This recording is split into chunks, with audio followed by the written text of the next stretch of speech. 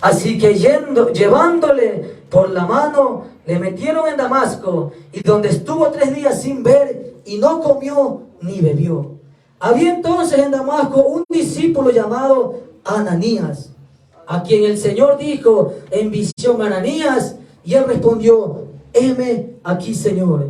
Y el Señor le dijo: levántate y ve a la calle que se llama Derecha, y busca en casa de Judas a uno llamado Saulo de Tarso, porque he aquí él ora, y ha visto en visión a un varón llamado Ananías, que entra y le pone las manos encima para que recobre la vista.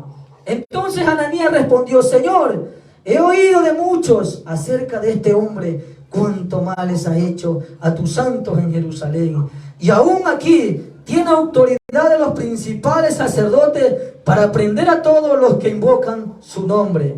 El Señor le dijo: ve, porque instrumento escogido me es este, para llevar mi nombre en presencia de los gentiles y de reyes y de los hijos de Israel, porque yo le mostraré cuánto le es necesario padecer por mi nombre. Fue entonces Ananías y entró en la casa, y poniéndose sobre él las manos, dijo: hermano Saulo, el Señor Jesús, que se te apareció en el camino por donde venías, me ha enviado para que reciba la vista y sea lleno del Espíritu Santo. Y en el momento se le cayeron los ojos como escamas, y recibió al instante las vistas, y levantándose fue bautizado. Y habiendo tomado alimento, recobró fuerza, y estuvo Saulo por algunos días con los discípulos que estaban en Damasco. Amén. Padre que estás en los cielos, Señor, en esta hora, papá, oh Dios, Señor, nos presentamos delante de ti junto con tu pueblo y con toda esta juventud, Señor, que está en esta tarde. Señor, pedimos tu respaldo, tu cobertura, Padre. Señor, habla conforme a la necesidad de este pueblo, Señor. Glorifícate, Señor, en esta hora. Rompe cadenas, Señor. Rompe ataduras, Padre. Que tu palabra haga eco en esta noche, Padre. Que impacte tu palabra en esos corazones, Padre. Y que de esta noche, Padre, se levante jóvenes, Señor, Padre. Que quieran, Señor, verdaderamente ser libres, Señor. En esta noche, Padre, habla, Señor, en el nombre de Jesús, a través de mi Padre, Hijo y Espíritu Santo de Dios. Amén y amén. Regálale una fuerte ofrenda de aplauso. Amén. Gloria a Dios, aleluya. A su nombre. Gloria a Dios. Gloria a Dios. Bien. Cuando Dios, hablando un poquito de la creación de Dios, antes de entrar al tema, Dios hizo al hombre a su imagen y semejanza de Dios. Y asimismo del hombre sacó la costilla, esa ayuda idónea que usted tiene en su hogar. Esa esposa que usted tiene, esa es la ayuda idónea que Dios le ha dado a usted. Amén. Porque yo sé que muchos son padres de familia, son esposos. Aleluya. Y si hoy están aquí, es porque ustedes saben y ustedes reconocen verdaderamente que sus hijos, que su hogar necesita un hombre que le lleve un buen ejemplo para sus hijos. Ustedes saben que como cabeza de hogar para su esposo, deben hacer lo mejor para su esposa, para sus hijos. Amén. Aleluya. Cuando Dios creó al hombre y a la mujer, Dios lo hizo con un propósito. ¿Cuál fue el propósito que lo hizo Dios? Dios hizo al hombre con un propósito. El propósito fue que el hombre adorara a Dios. El propósito fue que el hombre y la mujer que Dios hizo y que se multiplicó los hombres. Cuando Adán y Eva, los primeros padres, estuvieron en esta tierra, Dios les dijo: y fructificad y llenad la tierra. Amén. Entonces Dios hizo al hombre y a la mujer con un propósito, para que adorara a Dios. Dios no hizo al hombre para que el hombre se descarríe, para que el hombre ande en malos pasos, para que el hombre se desvíe de Dios, para que el hombre esté apartado. No, el Señor hizo al hombre a su imagen y semejanza lo hizo. Fue la criatura, fue la creación más hermosa y perfecta que Dios hizo. Aleluya. Ahí entramos usted y yo. Amén. Gloria a Dios, aleluya. Entonces, Dios no nos hizo para hacer lo que nosotros queremos. Dios no nos hizo para nosotros hacer lo que nosotros queremos. Dios nos hizo para que adoremos al Creador. En la circunstancia en que muchas veces nos encontramos en este tiempo, el hombre, Dios le dio al hombre algo. Ese algo se llama libre albedrío. ¿Qué quiere decir ese nombre, libre albedrío? Después que Dios hizo al hombre, le dio la libertad que escogiera. A pesar, porque Dios hubiera hecho al hombre y le hubiera dicho una orden: tú me sirves y me sirves y tú nunca te vas a apartar. No, Dios le dio la libertad al hombre que escogiera el camino, si seguir a Dios o apartarse de Dios. Ese fue lo que le dio al hombre el libre albedrío. Por eso es que el hombre escoge su camino, porque Dios no le obliga a que usted busque a Dios. El Señor no le obliga a que usted le sirva. El Señor no le obliga. El Señor se lo deja a usted, que decida, que escoja el camino que quiere seguir. Si un camino apartado, o un camino desagradable delante de Dios, o un camino recto, agradando a Dios. ¿Cuántos quieren agradar a Dios? Amén. Amén. Todos queremos agradar a Dios. Todos queremos hacer lo mejor para Dios. Porque eso es lo que Dios quiere, que todos le sirvamos a Dios. Con problemas, con dificultades, con circunstancias de la vida, pero que le sirvamos a Dios. El Señor no es malo. Tal vez muchos dicen: Señor, si tú existes, ¿por qué hay mucha violencia? ¿Por qué hay niños que están muriendo de hambre? ¿Por qué hay personas que se están muriendo? ¿Por qué hay personas buenas que vienen y lo matan? ¿Por qué hay jóvenes en las circunstancias en que ahora se encuentran? Jóvenes en diferentes clases de cosas que en estos tiempos hay, donde el enemigo se está moviendo, encadenando, atando al hombre, más que todo en estos tiempos a los jóvenes. ¿Sabe por qué? Para que los jóvenes, cuando crezcan, se aparten de Dios, lleven una vida descarriada de Dios, una vida apartada de Dios, desordenada, a tal punto de decir: Dios no existe, Dios es malo, Dios no me ama. Tal vez aquí muchos han dicho: tal vez Dios no existe, Dios no me ama. ¿Por qué se llevó a mi mamá, a mi hijo? Dios no es malo. Dios no lo ha puesto en ese lugar en el que se encuentra. Muchas veces es necesario que el Señor dé rienda al hombre para que el hombre coja su camino. Si el camino que usted lleva está bien por delante de Dios, pues el hombre lo sabe. Y a pesar de eso, el hombre sabe que está mal, pero sin embargo no lo reconoce, lo sigue haciendo. Muchas veces muchos han caído en el lodo, han caído en el hoyo, en el vacío, han caído en diferentes cosas, en la droga, en el alcohol, en el homosexualismo. Pero Dios no lo creó homosexual, Dios lo creó hombre. Dios le dio al hombre que escogiera a su mujer, porque lo que Dios ha creado se multiplica, pero lo que Dios no ha creado no se multiplica.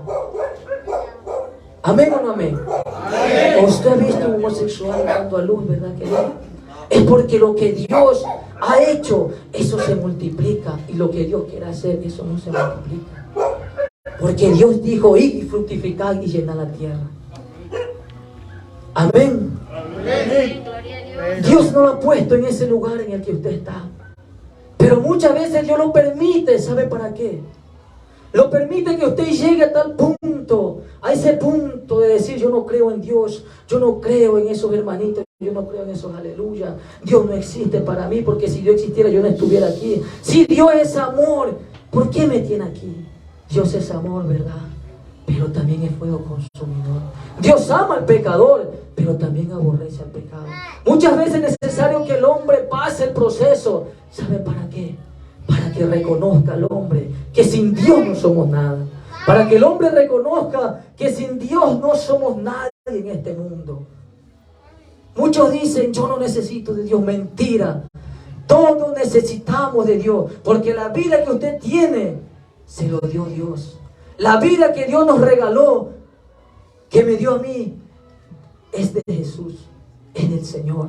Si el Señor decide quitármela en esta noche, el Señor me la puede quitar. Aunque muchos digan: la vida es mía y con mi vida hago yo lo que quiera. Mentira. Eso es lo que el enemigo ha metido en estos tiempos.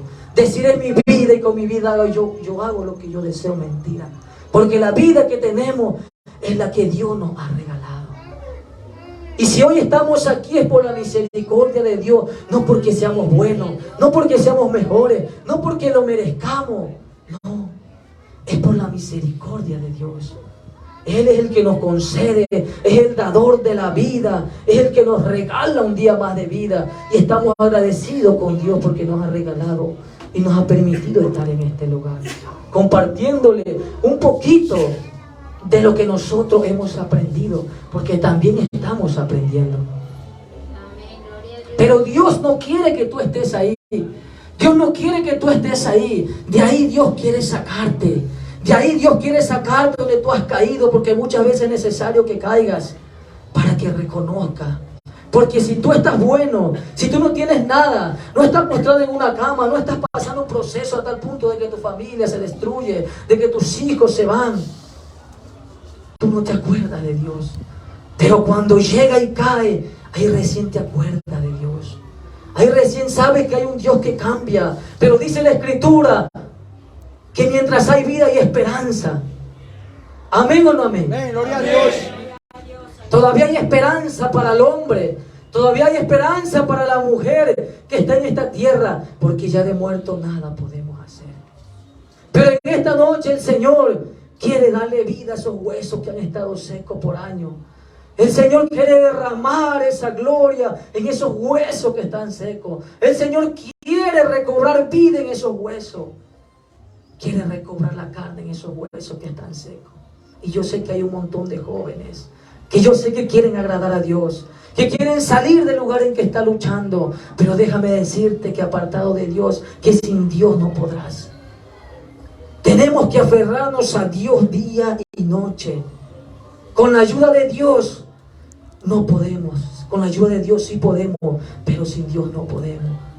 Yo sé que muchos repitieron la oración de fe cuando llegamos el primer día. Si Dios lo permitió que usted esté con vida cuando todavía no aceptaba a Cristo, cuando todavía no aceptaba al Señor, mucho menos ahora. El Señor no lo va a dejar. El Señor está con usted desde el día que usted decidió aceptar a Cristo. Si el Señor estuvo con usted, ahora el Señor tiene el respaldo de Dios. Aunque el diablo lo quiera destruir, aunque el diablo lo quiera destruir, Dios va a pelear por usted. Dios está peleando por usted. Y si el Señor ha permitido que usted esté en este lugar, es porque usted también ha reconocido que solo no puede. Usted ha reconocido que solo no puede. ¿Amén o no amén? Amén. Por eso decidió acudir a este lugar. Porque sabe que sí va a poder. Pero con Dios mucho más. Con Dios mucho más. Y en esta noche yo le traigo una palabra de parte de Dios. De un hombre, por decirlo así, malo, perverso. Un hombre perseguidor, un hombre rebelde. Un hombre a tal punto de matar. Pero Dios lo escogió a tal punto como él fuera. Dios tuvo misericordia, tuvo compasión de él. Dios lo perdonó y lo hizo un instrumento en su mano, como en esta noche quiere hacer con cada uno de ustedes.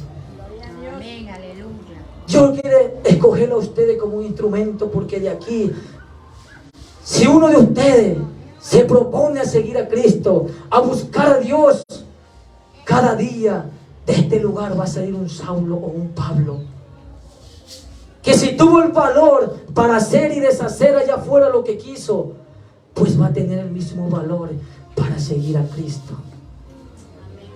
Gloria a Amén. Dios. La historia narra de un hombre perverso, perseguidor de la iglesia cristiana.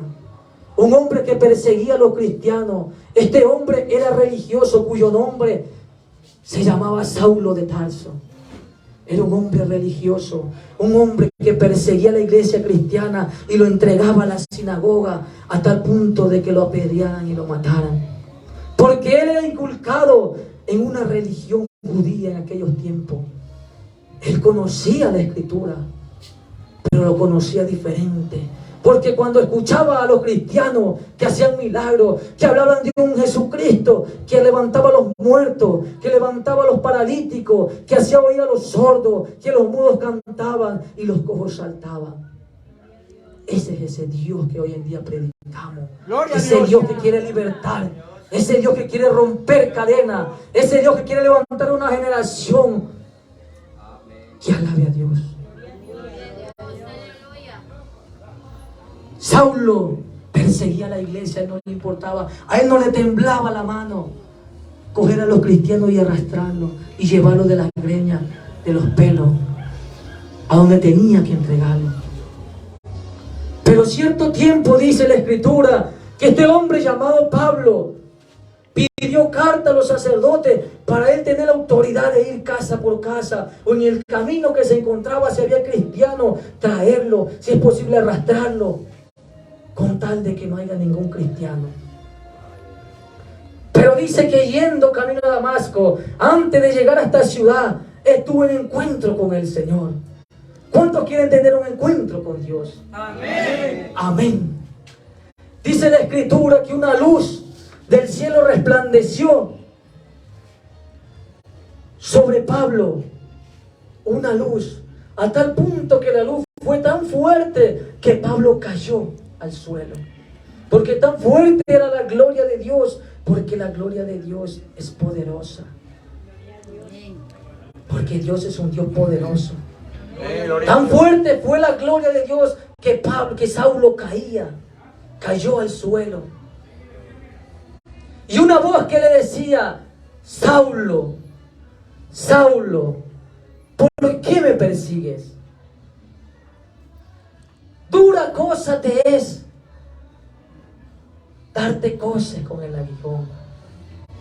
La palabra coces contra el aguijón, en aquellos tiempos, coces significa una vara con una punta de hierro, punta filuda, que se le usaba a los caballos o a los bueyes cuando no querían caminar. Se los hincaba para que ellos caminaran, y si se enderezaban, lo hincaban para que ellos fueran en el mismo camino. Pero el coces, el aguijón de Saulo, era su conciencia, porque él había escuchado de un Cristo que él nunca había escuchado, porque él tenía otra religión que lo habían inculcado en esa religión. Yo no sabía, Saulo no sabía quién era Cristo. El aguijón de Pablo fue la conciencia, el no saber quién era Jesús, a ese Jesús que predicaban. Pero cuando el Señor le dijo: Saulo, Saulo, ¿por qué me persigues? Dice la Escritura que él estaba tembloroso, sentado, caído. Él temblaba porque nunca había escuchado una voz. Esa voz que en ese entonces escuchó. Pablo temblaba, dice la Escritura. Él, temblando y temeroso, dijo: Señor, ¿qué quieres que yo haga? Y el Señor le dijo: levántate y entra a la ciudad y se te dirá lo que debes hacer. Desde ahí el Señor comenzó a hacer algo en la vida de Pablo. Desde ahí Pablo entendió que el Cristo que él perseguía, que el Cristo que Saulo asolaba, era el mismo que se le había presentado en ese lugar. Ahí entendió quién era Cristo, ese Cristo que se predicaba. Ve, le dijo el Señor, y entra y ve a una calle y posa ahí. Entra a Damasco y posa ahí donde uno tal Judas llamado, que yo te haré saber lo que tienes que hacer. Y en ese mismo lugar llamado Damasco había un hombre de Dios también, un varón de Dios llamado Ananías, un sacerdote en ese entonces. Vino la palabra de Dios a ese sacerdote llamado Ananías y le dijo: Ananías, ve a tal calle, en la casa de Julano de tal, que ahí está un hombre que está orando. Ve, porque ese hombre instrumento en mi mano es. Es lo que Dios quiere de nosotros, que seamos un instrumento de Dios. Que usted sea un instrumento de Dios. Que usted sirva a Dios. No importa las circunstancias, no importa lo que usted sea. Cristo lo ama. ¿Amén o no amén? Amén. Gloria a Dios. Amén. Dice la Escritura: entonces Ananías respondió: Señor, pero hemos oído quién era este hombre Saulo. Este hombre perseguía a la iglesia. Este hombre asolaba a la iglesia. Este hombre mataba a los santos tuyos. ¿Y por qué me envías allá? Porque cuando Dios tiene un propósito con alguien, cuando Dios tiene un propósito con un varón, con una mujer, no importa lo que él haya sido. Si fue homosexual, si fue lesbiana, si fue drogadicto, si fue alcohólico, a Dios no le importa. A Dios lo que importa es el corazón del hombre. Eso valioso que usted porta dentro de usted, ese valioso que nosotros portamos, que se llama corazón, es lo que Dios quiere. Eso es lo que Dios quiere de nosotros. Él no quiere carro, Él no quiere casa, Él no quiere tu cuenta bancaria. Él lo que quiere es tu corazón. Porque sabe que cuando un hombre le sirve de corazón, cuando un hombre ama a Dios, está dispuesto a todo. Está dispuesto a servir a Dios. Porque sabe que de su lado está el Señor. Porque el mismo que lo llamó es el mismo que no lo va a desamparar. El mismo que usted aceptó en la vez pasada es el mismo que lo va a ayudar a salir del lugar en que está. Fue el mismo que aquel día cuando yo acepté al Señor me sacó del lugar en que estaba. Porque el enemigo me tenía encadenado, me tenía atado. Tal vez no estaba en el lugar que usted estaba, pero estaba en diferentes formas. Pero todo es pecado. El pecado más grande, el pecado más chico, pero todo es pecado. Y Ananías fue a ese lugar. Llegó donde estaba Saulo, porque Saulo estaba ciego. Tanto fue el resplandor que vio que Saulo quedó ciego. Desde ahí tuvo un propósito con Saulo. Y mandó a este hombre llamado Ananías que fuera a orar por Saulo, para que él recobrara la vista. Porque Dios sabía que él iba a llevar la palabra de Dios. Él iba a llevar la palabra de Dios. Y cuando Ananías llegó, oró por Saulo y recobró la vista. El Señor le dijo: ve, porque instrumento escogido me es este, para llevar mi nombre en presencia de los gentiles y de reyes y de los hijos de Israel. Nuestro pastor decía que es bonito alabar a Dios. Es lo más maravilloso seguir a Dios.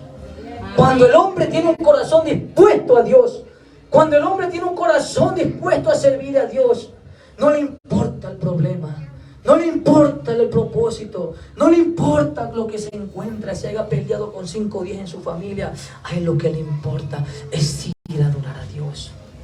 Porque cuando se ama a Dios, se ama sobre todas las cosas. No solo cuando todo está bien, sino cuando todo está mal. Porque Dios ahí quiere glorificarse en tu vida.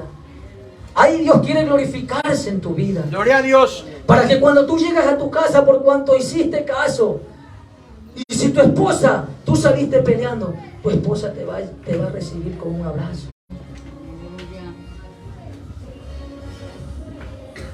Pero déjame decirle que apartado de Dios nada podemos hacer.